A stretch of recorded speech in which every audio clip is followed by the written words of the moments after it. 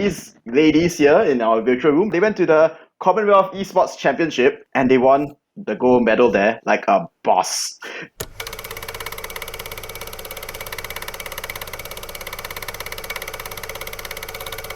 Like this show? Then rate it 5 stars and subscribe to us on YouTube, Spotify, or wherever you get your podcasts. Uncool is a podcast by creatives at work. It is produced, written, and hosted by Li-wen Cheong and co-hosted by Ling Lo, co-produced by Raven Lim, and edited by Ray Ng. Uncool. It's cool to be uncool. So Ling, in our last edition of Uncool, we talked about the psychology of money. So we talked about how freelancers can get started on stocks. Maybe they're thinking about buying a place of their own. We talked about new instruments like crypto, Web 3.0, NFTs. And then we talked about passive income. Yep, so if you guys didn't listen, I strongly encourage you guys to go back to the last edition and check it out if you can. Very simple to do that. You already found our show, so use your fingers, scroll down a little bit, and you're there. The last few episodes should not be hard to find. And so this time around though, what we want to unpack is really how people behave. It's one thing for people to tell you, hey, this is really cool to do, but of course, what do you actually do? So as usual, we like to speak to uncool people and we want to find out the stories, of course, that has shaped that psychology. And so we should check out our guest today, Ling. And I think they're like the gold standard because these ladies here in our virtual room, they've just come back from Birmingham last week. And at Birmingham, they did something really cool. So if you're watching us on YouTube right now, you can see that the ladies are waiting to show us something really, really cool. If you are not and you're just listening to us on Spotify, then you should take a look at our YouTube, right? Because these ladies are about to show us their goal. Commonwealth Esports Gold Champion Gold Medal is so bling! Where does this rank on the scale of 1 to 10? Definitely the first one. Yeah. This is the prettiest. This is the prettiest, got the gold. This is the prettiest of the home, all the medals she's won. They went to the Commonwealth Esports Championship and then they went undefeated and they won the gold medal there like a boss. Commonwealth Esports Champions, Team Malaysia. Yeah, so coming to us in our virtual studio is the Malaysian women's Dota 2 team, Grills Gaming. And of course, in this edition of Uncool, as you can tell, you'll be speaking to guests from abroad as well, not just Singapore, because, there are always uncool people all over the place, right? Not just Singapore, right? Yeah, why not? Hello, I'm iStar. You can call me Betty. I am from Selangor, a small town named Klang. Hi, I'm Nada. I'm the newest edition of Girls Gaming, and I'm actually from Sarawak, which is in the east side of Malaysia. Hi everyone, I'm Tiffany, also known as Lyng. I'm a retired esports athlete, currently working in the esports industry, also helping to manage the girls gaming team. I'm currently living in Johor Bahru. So it's really all over Malaysia today. We have our guests. That's one great thing about now doing our interviews virtually. We can get anyone from all over the world. Before we go on, right, I just want to clarify, Tiffany, your nickname is Lyng. Yes. The reason behind this in-game name is that my Chinese name sounds a lot like orange. So I used the word orange as my IGN originally. Then later on, my friends, like Malaysian friends, they tried to pronounce the word orange, and then after a while, it just sounded more like Lyng for some reason. I found it very endearing and cute, so I just took Lyng as my IGN instead. So that's the story behind it.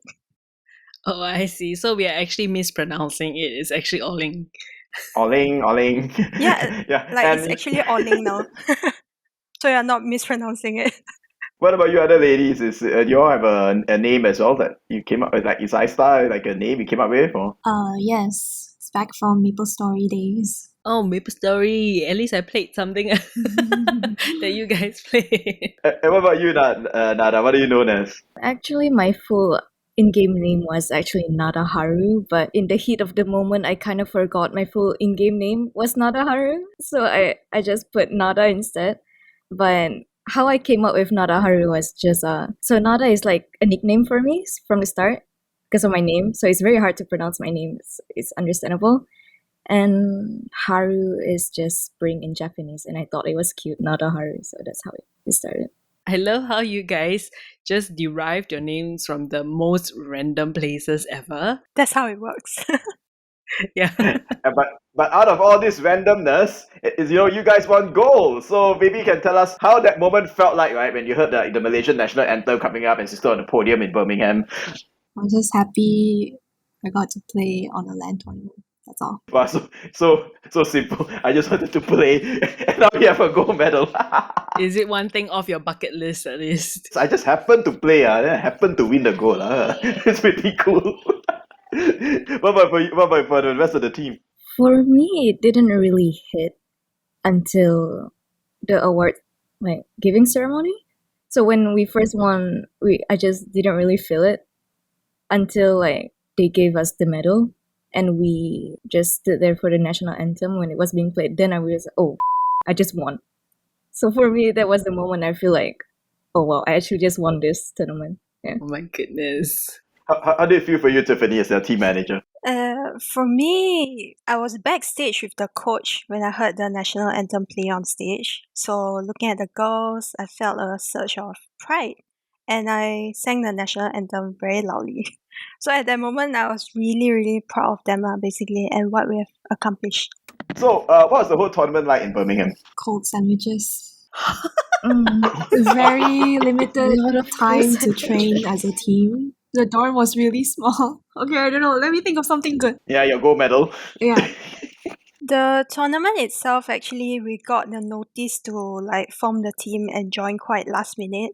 That's why we had limited time to practice and prepare for the qualifiers. And then there were some issues with the qualifier scheduling also, so everything was a bit messy on the tournament operation side, which is why to us it was all the way until the day we flew, we weren't sure whether we were actually traveling to Birmingham. That was how last minute everything was. But after we got there, it felt very refreshing, I would say, because it's the first time that we actually got to travel together as a team, as a female team, to a LAN tournament. LAN meaning offline tournament lah. So it was I would say even a life-changing experience, because a tournament of such scale and also to be organized by the Commonwealth Federation is something that really means a lot differently than any other tournament that we have participated in before.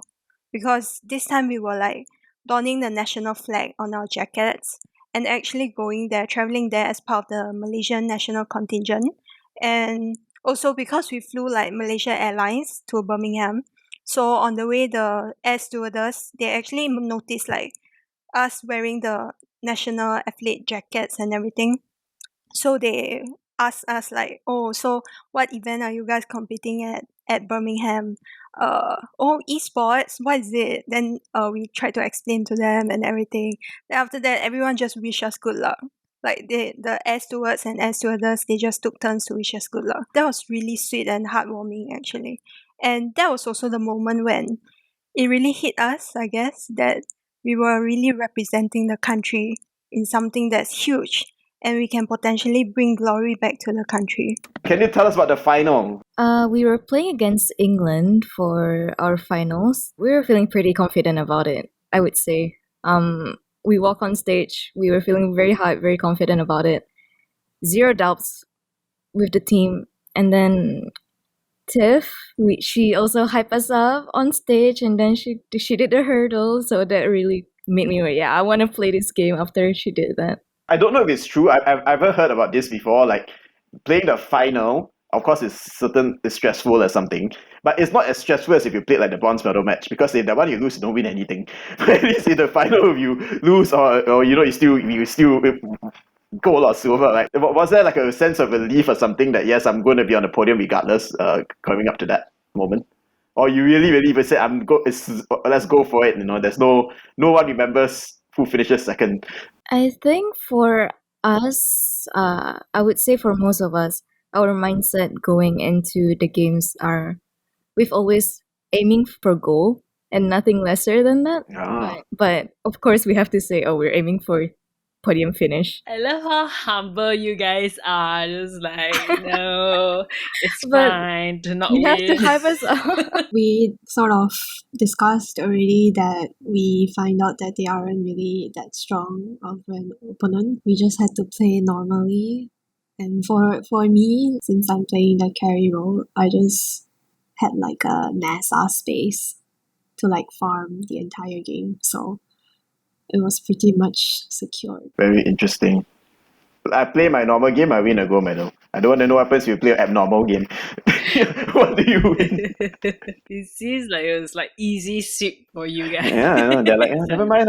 No, so, but really, was it that easy to finish the whole tournament? Honestly, like when we signed up for the Commonwealth Esports Championships, the whole idea was like we knew some of these other teams, and like basically we were confident to get that podium finish because we knew that our team skills wise was probably better than some of the other teams in the competition. They basically just, like Betty said, just had to perform up to their usual standards, and that was probably already like good enough to beat out the other competitors. Have a story to tell, a product, or an event to promote? Give it a voice with a story on a podcast. Just drop us a note at contact@creativesatwork.asia to find out how uncool might just be the cool way to do that. Who knows? Your story could be the next gold standard featured on Uncool. Can you guys tell us how you got together, having come from all over Malaysia? The team was originally formed in 2016 with a slightly different lineup. We competed together under the Girls Gaming banner. Then after that, we won a Southeast Asian tournament as well. Then after that, because of a lack of sponsorship and then like some issues happened, and then we just sort of went our separate ways. And then that was when I retired also from competitive gaming. Then some of the team members, they continued competing, but in mixed nationality teams. Some of them joined Singaporean teams, some of them team up with like Filipino players and all that. That went on for several years until early this year, I learned about the Commonwealth Championships, and then basically the Malaysian National Federation, they were asking us to like put together the strongest team, the strongest female Dota 2 team in Malaysia to represent the country in this tournament. So then that's when I gathered up all my old teammates, and then I asked them like, hey, there's this opportunity to represent the country, to play in the Commonwealth Championships. Are you guys up for it? And then that's how this team was like reformed again this year. Right. Wow. So it sounds like you've had many discouraging moments along the way up to this point. I think esports is not a very conventional career choice in the first place, right? It's not something that a lot of people do. You can't really run away from, comments, just people discouraging you and just undermining your skills just because you're a female. I find it normal to get lots of hate. Probably the past few years, I let it affect me a lot. So if I lose a game and maybe a certain words were said in the game, I would think about it a lot and I would get very depressed. I would cry.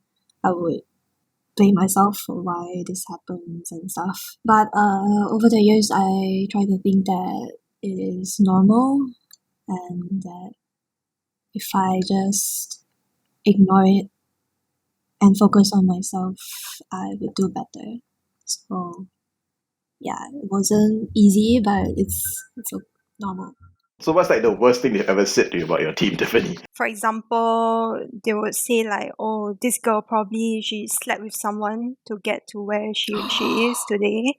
And I tend to block these comments out of my mind because I try not to like keep them in my mind all the time, because if you do that, it can really affect you. This is the sort of like toxic gatekeeping mentality that I would say makes it much harder for women to even stay in the esports industry. And that's an example of the sort of tactics used by people to demean women in the industry and like maybe undermine their merits or contribution. And it's quite common, unfortunately. The next time someone tries to say something negative about you, your team, right? You just take a gold medal and go, I've got a gold medal, you go on, Anna. Oh, well, you, I got a gold medal.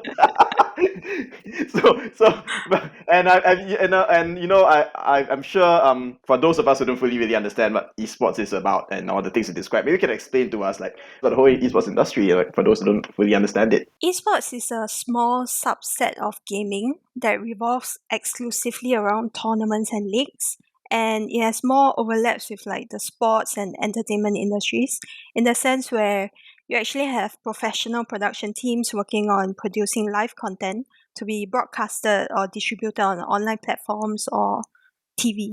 And then you have the offline events team running the physical event at the venue for the on-ground audience, like your NBA or Premier League games. So just like in sports, the whole ecosystem in esports is built around these events. You have your offline events crew, technicians, planners, marketers to put the event itself together. And then you have your online broadcasting crew who work behind the scenes to produce the live feed. And then there are talents such as hosts, commentators, panelists. And then, of course, you have the stars of the show, which are the esports players themselves. The jobs surrounding esports will be events related because that's what esports is all about, the tournaments and events.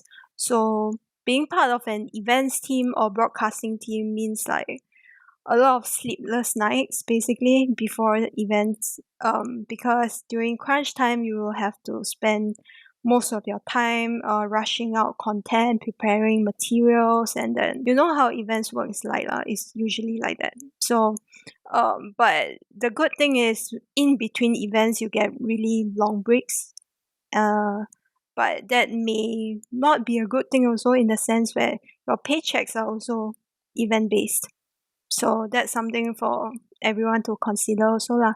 So other than the events related jobs, you also have like the on-screen talents, like shoutcasting, commentating, and then analysts, the desk panelists at events. Some of these talents are managed under talent agencies, some of them are like independent. So it all comes down to how you want to develop your talent career, like your career as a talent. So other than on-screen talents, you also have esports players. That goes without saying. That's what we've been covering earlier also. So for esports player, the main difference actually between competitive and professional players is whether or not you are salaried or being paid to actually train in a gaming house and then compete full time. So with the salary itself, of course, it will come with a lot of expectations on your in-game performance, how you hold yourself in front of the media, whether or not you give back to your fans, and then it comes with a lot of obligations basically. So being a professional player is not as simple as like just training and competing. You're basically signing up for a lot of different responsibilities. You have to answer to your fans, you have to answer to those who pay your salaries, you also have to answer to sponsors. So yeah, those are all part and parcel of being professional players. And then other than esports players, you also have like the entire support structure behind the teams and players. So you have like your team psychologists, nutritionists, you have your team club owners, and then you have your team managers, general managers, social media managers, and all that. It sounds very similar to like an F1 race. Yeah, actually. correct. It's essentially Wow. the same thing.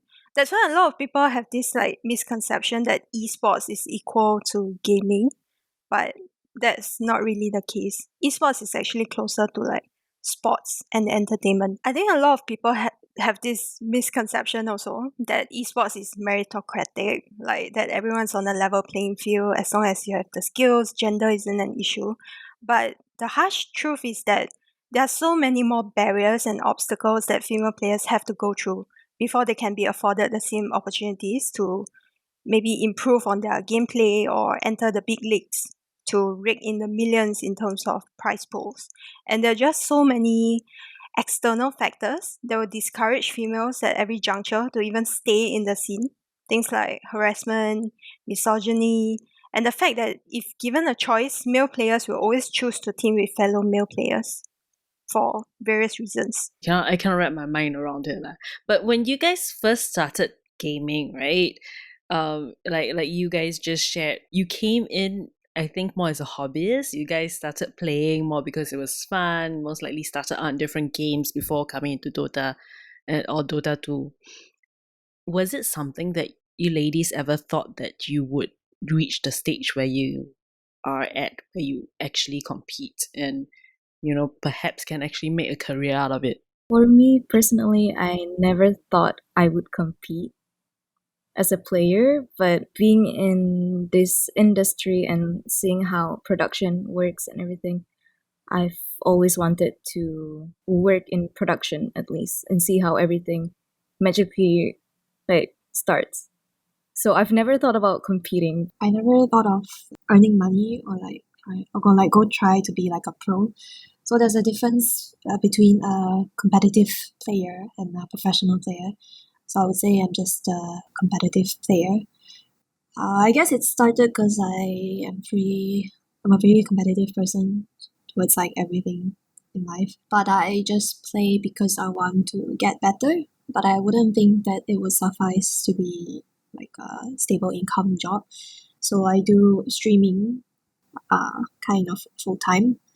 But I am also trying to run my own business at the side, maybe in the next few months when I have more time. I had to take over my father's business and stuff, so it was a bit hard to juggle between trying to make a living and to make them proud and to like survive in general. I don't think I actually considered like long term when I've dove headfirst into esports. Okay, so like what Betty mentioned just now, I also started competing in female tournaments because I'm a competitive person. And then I found a couple of like-minded female players in Singapore during my university days. And then we just started competing in like small female tournaments, like LAN tournaments, offline tournaments over there. We didn't even care whether it was like mixed gender, like open tournaments or female tournaments. We just joined for the fun of it, and then we enjoyed proving that we could be better than male players sometimes. And then that just became a thing, and then we decided to stick together to like compete in even more tournaments. And then later on, eventually, because the more events and tournaments you go to, the more people get to know you, right? Because the esports industry is actually very small. So then eventually one day, like one fateful day, a job opportunity came to me to like manage one of the top professional Dota 2 teams in Malaysia. And then to me, that was like a life-changing decision, because that was the juncture when I actually had to make a decision whether or not to return to Malaysia and to take up esports as a full-time career. So I took the leap of faith, basically. My parents were obviously not happy, caused a lot of friction also. And then that was how I actually entered esports. Honestly, at that moment, I didn't think about the long-term consequences of this decision, whether or not this will be sustainable in the long run, whether or not this job will be like a one-off thing, will there be any continuation after this. But I just wanted to make something out of what I'm so passionate about. So yeah. So for you, Tiffany, you've done this since 2016 Earlier than that. or before. I think I started competitive gaming in 2013. So it's almost been 10 years. Yeah. So on that note, basically by doing esports, you turned away from careers that your studies prepared you for Cheong and at NUS. What did you study at NUS? You wanna guess? I'm gonna guess engineering. I'm about to say, you look like a mechanical engineer. How? No. No. It wasn't cannot. anything science related. I'll just share with you all. I studied political science. What? Yep. Well, I don't mean to burst your bubble, but I don't think you're going to get a very good job anyway with political science. Hey, you never know. You never know. Never know. Nada is still studying, actually. Oh, okay.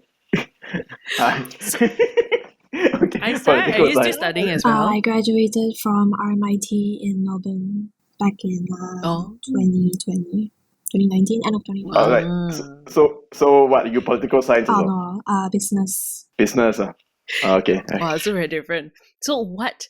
You were all doing something entirely different, or you might still be doing it as well. What did your parents have to say about it when you started to game competitively? And this might be a sensitive topic, right? But I think it's a very relevant topic. For me, I think gaming is something that's even newer. You know, back then, right, 10, 15 years ago, when I decided to go into media, it was already something that my parents couldn't accept already.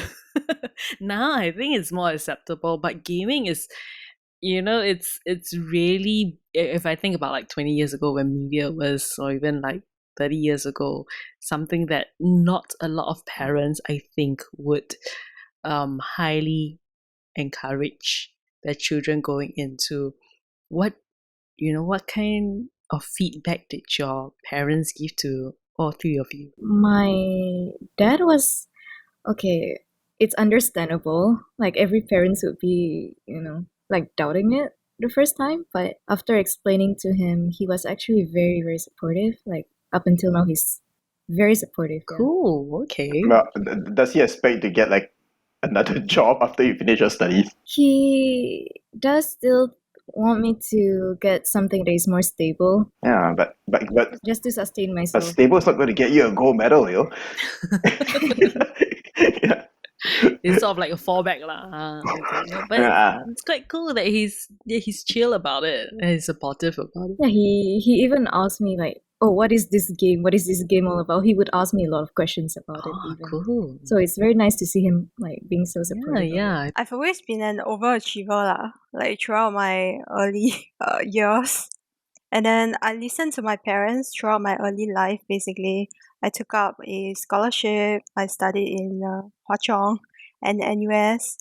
But what I've always been really passionate about has always been gaming and esports. It's never changed since I was like in kindergarten or so. At the first chance I got to dive into esports, to form a female team, to compete and everything, I just took up the opportunity.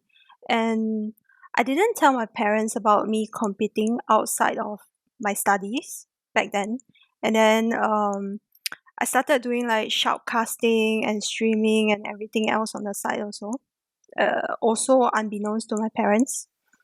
It was only until the day when like I wanted to move back to Malaysia to pursue a full-time career in esports that I couldn't really hide it from my parents anymore lah, because it was like a move back to Malaysia, So Yeah, it's a huge move, yeah. yeah, that really caused a lot of friction between me and my family. I had a lot of arguments with my mom because she basically wanted me to like stay in Singapore, get a stable job, ideally like with the government, something that's well paying and stuff like that.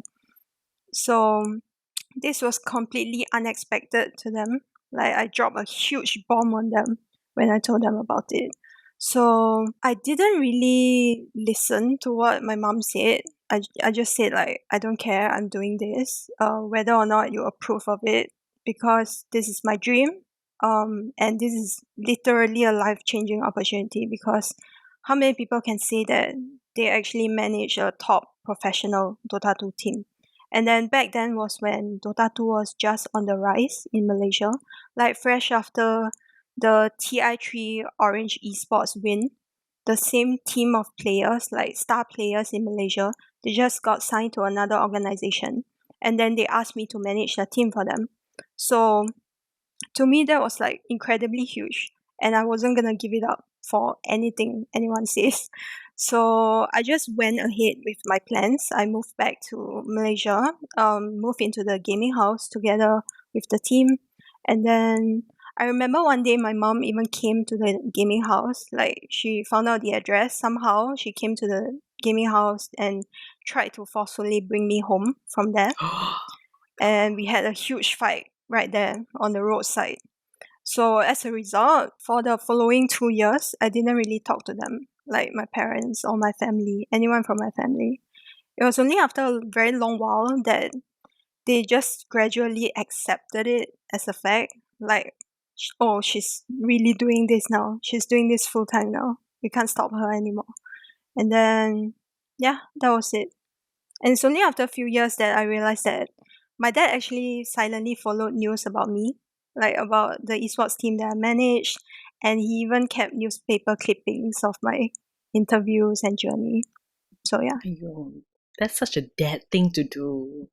And they're So all in cute. JB. This is all in JB, was Yeah. it? Correct. So what is a gaming house? Sorry. The gaming house is basically what we call a boot camp also. Like when you gather all the players in one place and then you train and compete together from one physical location. So it's easier for communication and management also lah. Because the team owner and manager, they will usually either live in the gaming house together with the team members, or they will check on the gaming house from time to time to make sure that everything is being taken care of. Usually in the gaming house, you will have a cook also, and then maybe like a part-time maid of sorts to help take care of everything. Yeah, like what do you need a nutritionist for esports? Another thing that a lot of people don't know about esports is that esports players, they take really good care of their diet also. Because for example, during this trip to Birmingham, I actually prohibited the entire team from eating fried food before their Oh matches, and they no! really resent me for it. I thought is that about is that the cold sandwiches thing? Oh dear. Yeah. So they Quite complain a extreme. lot during the You trip. Oh no fried food. Here's a cold sandwich. no! Oh no! And it must Need- not be easy as well in Okay, Birmingham. but okay. So clearly the biggest misconception is that this is just take a gaming chair and a mouse and a monitor and I just click away and play can it. So is that what you are all doing now as a team? Or was it harder because of the last 2 years? That's what we have always been trying to achieve, I would say.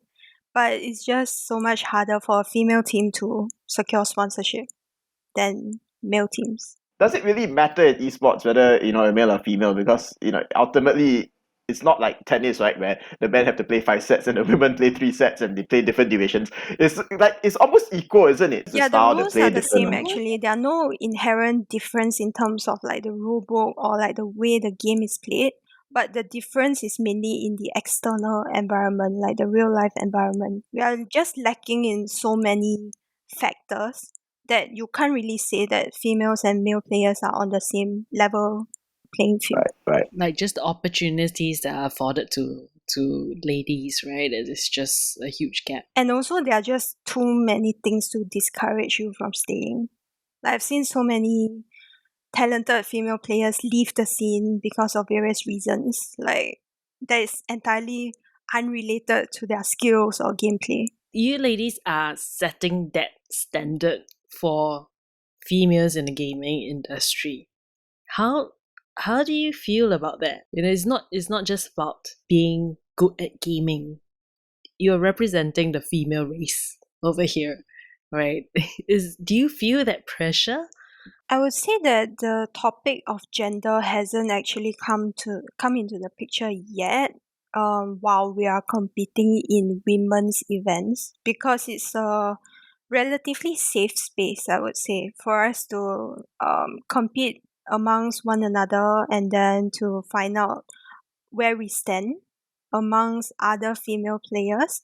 So it's only when we join like open tournaments with male teams, that's when we will feel the pressure about, like, we will feel very aware about our gender and stuff like that. But you can still beat the teams anyway, doesn't it? Some, I guess. Just that working together as a team is an entirely different thing altogether. Of course. Yeah, so you can have like male players who may not have like as high individual skills, but they can play super well together as a team. So that's a possibility also. So it's quite hard for us to actually define our standing amongst like all the teams out there. How have you kept so long in this industry for 10 years? In spite of all this negative external and factors and negative experience with your parents and over the 2 years and so on. So what kept you going for 10 years and how have you been able to sustain this longevity in this career? I guess it might still be the innate competitiveness in me that kept me going all these years, because like simply out of a need to prove people wrong. If you feel that females shouldn't be in the scene, then I'm gonna prove to you that we have a place in the scene. And also like the fact that I managed to block out most of the negative comments. I I don't let it affect me or get to me. I think that's a very big factor. Can I just take a step back a little bit? I think Aistar was the one who mentioned it a little bit before, right? There's a difference between competitive gaming and gaming. Can any one of you explain what the difference is? Because to me, I always thought it was the same thing, competitive and pro gaming. Is there a very distinct difference? I guess like professional means like you play it at a professional level. So like you are considered very good. You have recognition. You have a salary. You have a team. You have a team house. You join a lot of competitions, like really big ones, like major, minors, and even TI if they are good enough. Competitive players are just like people that are competitive. I was just imagining. You say I'm very competitive and everything. I thought like what, like compete who can finish this tub of ice cream the quickest. something really everything under the sun. I find myself being rather competitive as well, actually. Like, but I have to tame it down when I start to realize, because it's quite toxic to myself. Like, that's for me, right? Like, I tend to compare myself with others quite a lot. It's great when you're at the top of the game, but when you're not, that's where it becomes very, very demoralizing. Yeah, so I can totally understand that. I just want to know, because Aistar said she's competitive. Lyng said she's competitive. Nada, do you also have that same drive? I'm just wondering whether it's the same one. Yes. It's not just with games. I've competed in track when I was in primary school and secondary school as well. I've competed in taekwondo, even cooking competitions when I was in secondary school. So I'm always, if there's like a competition, I'm like, yeah, I want to join this. So do you always win? Are you always winning? Not always the first, but I always have like a number. You see, I'm very sure if I go to her house now, but I mean, if I could, but I need a passport. Like, if I open her house drawer, there'll be a big like big drawer of medals, and she'll be like, "Oh yeah, where is it?" Yeah, so I used to compete a lot when I was in school. Like every possible chance I get, and if I see a chance, I'm like, yeah, I'm gonna join this. I don't care, I'm gonna join it. But seriously, now that you're now on the note of competition, now that you're the champions, you're kind of like the top, right? So Tiffany, how do you think that's going to change for your team now that you are champions of Commonwealth, and I guess of course you've won many other tournaments as well. Like, so what does this mean for you guys now that you're our champions? How's this going to change things for you girls? I think even before departing to Birmingham for the Commonwealth Esports Championships, we were talking about like what are the future plans for the team, possibly like if we really win the championships, for example. So we did think about it, and for me, I've always hoped that I can make it happen for the girls, that they can have a proper support structure, like be able to train together in the gaming house, be salaried to train and compete full time, be able to sustain themselves with like their esports careers alone. That's what hopefully awaits us lah. Do you feel like there's a target on your back or something now that hey, these girls gaming are like champions, like you're the team everyone wants to beat? I feel like in similar tournaments moving forward, everyone is probably just gonna research our gameplay, our strategies, our hero pools and everything. Actually, that was already the case at Birmingham. Like when we sort of beat everyone in the group stage, and then some of the teams that haven't played us before, they were like asking around and like finding out every single bit of information they can about each of the girls, their signature heroes, what sort of strategies are they used to playing and stuff like that. So we were already the ones to beat at Birmingham. I feel like this is something that we should get used to probably moving forward, because with this win already in the bag, in other future tournaments, everyone else is just gonna pay even more attention to us and then focus all their resources and energy to find out everything they can about us. So, but having said all this, of all this high rankings you got, being champion, so on, you're still. But you still, one thing that you mentioned earlier was how you're still struggling to find like a salary, and so and in that particular stood up for me, because it sounds like you're still living kind of like from paycheck to paycheck, even up to now. How has this kind of lifestyle kind of shaped the way your outlook towards life?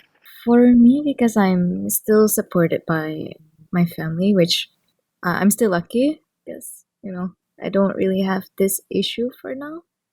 But at the same time, I'm also earning from, because I'm also a live streamer. So I'm also earning from that as well. But I haven't had the experience of having to live like from paycheck to paycheck. I think that really hit Tiffany more, right? In that, especially in the earlier years of from 2013. How was that like? And what did that experience do to you? I remember always joking with my friends back then during the early years that we were running on passion most of the time. That just meant that we weren't being paid for what we did in esports. So we always say like, oh, we are functioning on passion, we're running on passion. That's just our way of saying that. In the early years, it's true that in the esports industry, there were not a lot of paying jobs around yet. So most of the paying jobs were like under the publishing companies, like the game publishing companies, like Garena and all that. So for us, we did a lot of like shoutcasting, video editing, tournament organizing, league operations, and stuff like that. But even those were like on a voluntary basis, out of passion, because nobody would invest enough in the scene for there to be enough money going around for everyone to be paid for what they did. So that was the situation about 10 years ago lah. And I feel that esports has come a long way since, in the past decade, in the sense where there are now a lot more esports organizations, a lot more companies that are really dedicated to the industry itself, a lot more investors coming in also. So there are more paying jobs, like paid jobs, going around that we can apply to, that can sustain livelihoods and stuff like that. So we can no longer have to run on passion. Sorry, Tiffany, just to put this into context, what number are you looking at when you said that you were living on, when when you talked about lack of money and what kind of salary are you looking at the early days? There weren't a lot of like stable paying jobs basically, because like I mentioned, esports is revolving around tournaments and events mostly. So the paychecks are also like very centered around these events, and the jobs mostly are very ad hoc basis. So So how much were you living on at that point? when I took on my first job in esports, like the team manager role, it was like 1k euro, I think, if I remember correctly. Yeah, which was okay. pretty good, like for a starting job. But later on, when I delved into like event organizing and everything, it became very unstable and disjointed basically. Like literally paycheck to paycheck. If you didn't work an event, you're not sure whether or not you have enough money to pay the bill, stuff like that. But I do feel grateful because there are a lot of nice and helpful senpais in esports who gave us like job opportunities or contracted work from time to time. Basically making sure that like people who are running on passion weren't starving to death lah. So now that I'm in a more stable place financially myself, I also try my best to pass on that kindness, and I would always help my juniors out to the best of my ability. So I would say that it inspired me to become a more generous and giving person, and I have a more positive view of people having seen so many selfless and kind souls around in the industry. I think some of the most miserable people that I met are people who were like only loyal to a job because they picked that job, and they thought they want to do that job, and then they picked that course and when they were 18 and then just stuck with it. So really good for you. You decided that I'm not going to. I picked political science, but I'm not going to do it. I want to follow my own. I want to follow my own path. Good for you, really, Tiffany. And of course, whatever you just said, I'm very curious to know. And maybe Nada and Isa can chime in later. But having experienced all of what you just said and trying to give back to all the juniors and so on, then so what is your psychology of money now? Having gone through, that whole cycle. For me, I believe that money is simply a tool to serve us. So we should never really be enslaved by it or lose ourselves in the process of chasing after it. So, like, a mundane desk job for the sake of earning a salary is not something I want in life, because I seek meaning and fulfillment in other things. Like, for example, I enjoy creating things, listening to people's stories, competing in games, and fighting for causes that I believe in. So to me, it's quite simple. Money has always just been a means to make sure that I can keep on doing all these things that I love. For me, at this stage of life, because I'm still like quite privileged, getting supported by my family still. So growing up, I've always been taught that, black swans will always occur no matter how ignorant you are of them. So my mom would always prepare me and she would always tell me, and that's how I learned how to save since I was little, basically, because it has always been ingrained in my head since I was little. So it has never changed. Before I graduated, like on my final year, I had like a small break. So usually you have a few one month or 2 months break before your next semester. So I usually come back to Malaysia from Melbourne. Between this time, my dad told me to try to work at his company to sort of have a grasp of how working would feel like, because he expects me to take over the company once I graduated. Because And what was the company? What is the company doing? he is a packaging company. It's a packaging company. Has a few companies, but mainly two. So he wanted me to take like the smaller one, so that I would be the boss someday. But at first I didn't want it, so I told my brother to take it. So I have an older sister. She's working in Singapore, but she has zero interest in taking over the business. So my dad looked to me because I'm like the second elder one, but I didn't want to, so I pushed it to my younger brother. But my younger brother is still studying at that time, and he has no interest also because he just wants to be an accountant, work a 9 to 9 job, and live life. I told my dad that I do not want to do it. I did it for a while, but I realized that it's not my thing. So he was really, really, really disappointed because he kept saying that you can't be playing computer for the rest of your life, and you need to start thinking of something that would give you a passive income all the way until you are 30 to 40 years old. Because to my dad, having a business, I just have to work hard the first few years, and once I delegate everything to everyone, I'll be able to just lay back and get passive income. So that was what he had planned for me, but I told him that I wasn't going to do it. So he said that, okay, sure, but he wanted to see what I can do to sustain myself. So for me, it was streaming. I started like maybe 2 years ago, but like everyone else, when you first started is usually not the best. So when I first got my first like paycheck, I immediately like sent to my family's WhatsApp group and I told my parents like, oh, see, I'm making like money right now. And then once they saw that I'm making money, they just like stopped asking me my future plans. But occasionally they still like ask me to sit down and will ask like, what are your plans 20 years later? Then they always say like, you can't be playing this for 20 years. And so I told them that don't worry, I have a backup plan. So which is to start another business. But so that's why I'm not like doing any business right now. The next time you sit down and be like, hey, I got gold medal, you go on. Your gold medal is your trump card right now. Yeah, that's gonna be a trump card. I'm actually good at this, I'm actually good at this. Yeah. Did it affect how you think about money and career? I mean, you're all so young, right? Do you think this whole experience as competitive gamers, or the experience that you're having right now, is this going to continue?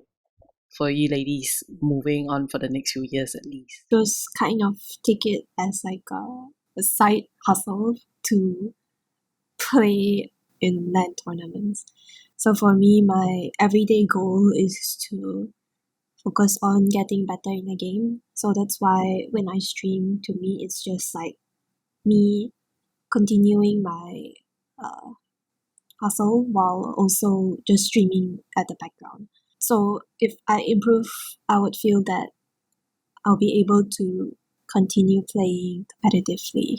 So it's like a balance. It's like win-win lah, basically. If you listen to the other guests from our previous episodes, there's always this, it's always tied into this concept of having enough.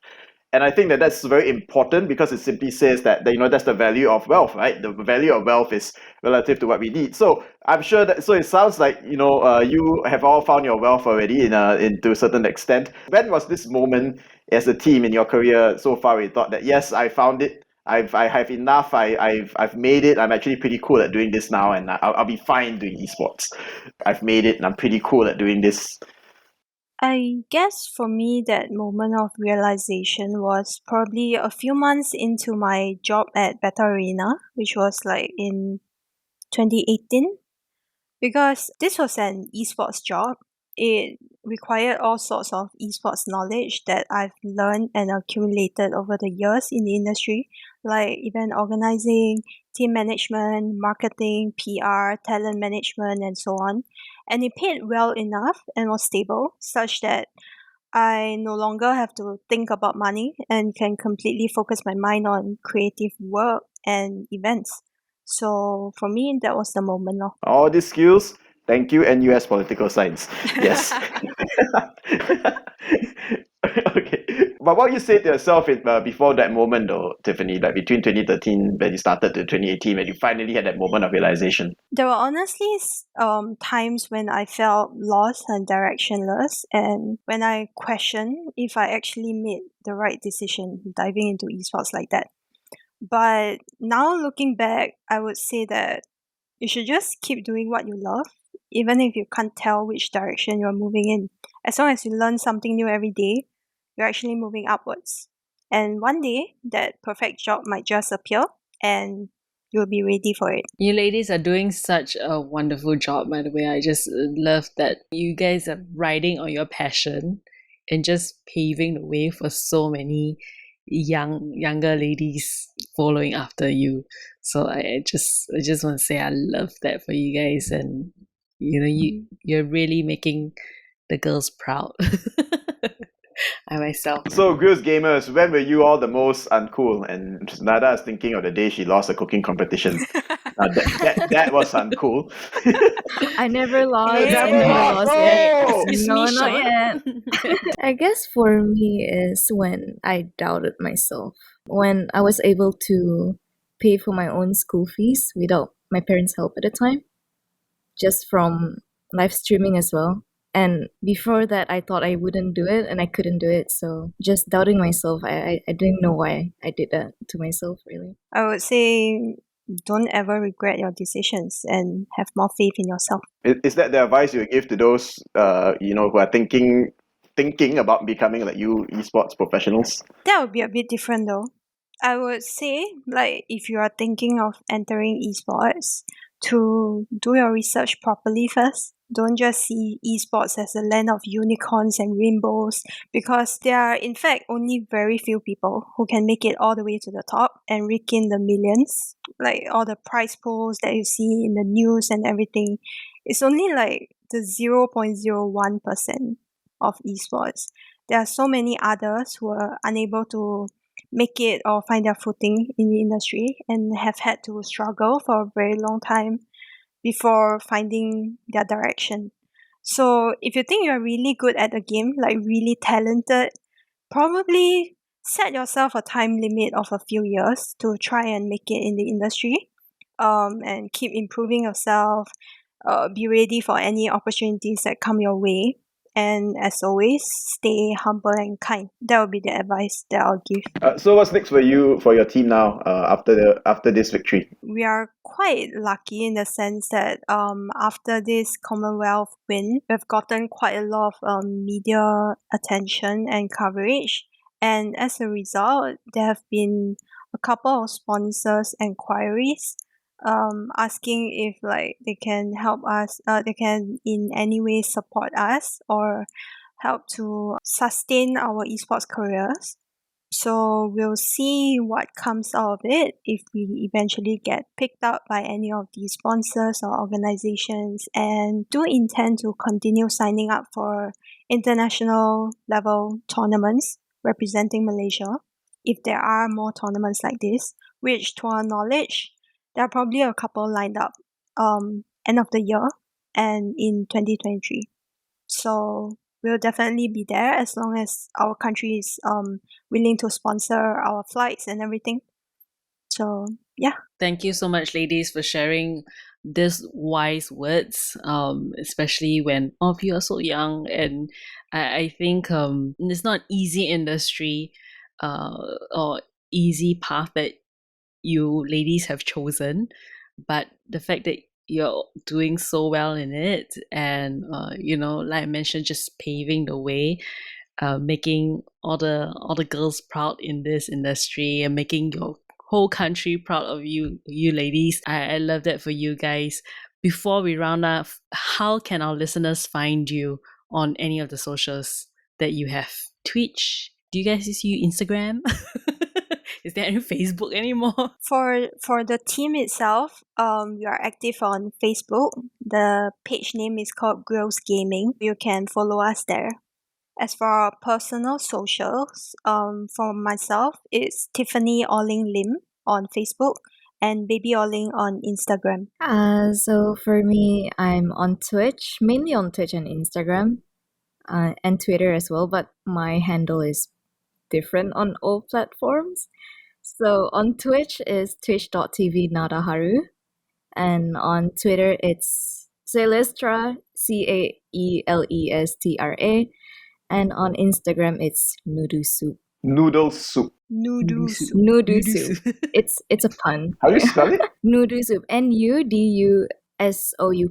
For Instagram and Twitter, it's iStarX. For Twitch, it's twitch.tv/iStarXP. Okay, just in case that our listeners who couldn't catch it, we are gonna put all their handles in our description, so don't worry. Okay, go to the description and find their handles and go and follow them on whichever platform that you are on. Meanwhile, Nada, Aista, you're going to see your live streaming viewer numbers go shoot through the roof. Thank you, ladies. Thank you Thank so much you. for sharing with us and coming on our show. Thank you for having us. Congratulations once again on the win. So let us tell you about this cool place, especially if you're heading up to Malaysia soon. Battle Arena, Southeast Asia's biggest esports club. Imagine 17,000 square foot of high-end gaming. That sounds pretty cool to me. Battle Arena, Malaysia. Jaya Shopping Centre, Petaling Jaya, Selangor, Malaysia. Yeah, another time for another holiday right now. When you're heading over, you just should check out other guests coming out on a new episodes, or check out our old episodes. We have more than enough episodes of Uncool to cover your entire flight to KL, unless there's a flight delay or they change your gate many times to KLIA, then I don't know lah. And of course, if you're listeners in Malaysia, hello to you. In the meantime, do like us, give us a 5-star rating, and remember to click follow on our podcast because it's cool to be uncool. Like this show? Then rate it 5 stars and subscribe to us on YouTube, Spotify, or wherever you get your podcasts. Uncool is a podcast by creatives at work. It is produced, written, and hosted by Li-wen Cheong and co-hosted by Ling Lo, co-produced by Raven Lim, and edited by Ray Ng. Uncool. It's cool to be uncool. On the next episode of Uncool, what happened was one of the writers wrote about me, and the editor was like a new editor, and he's like, I'm gonna put you in as one of like the top sexiest in Malaysia. And I had one aunt just had like this throwaway phone, and she just like vote all the time. So I got number one. Uncool. New episodes every Saturday.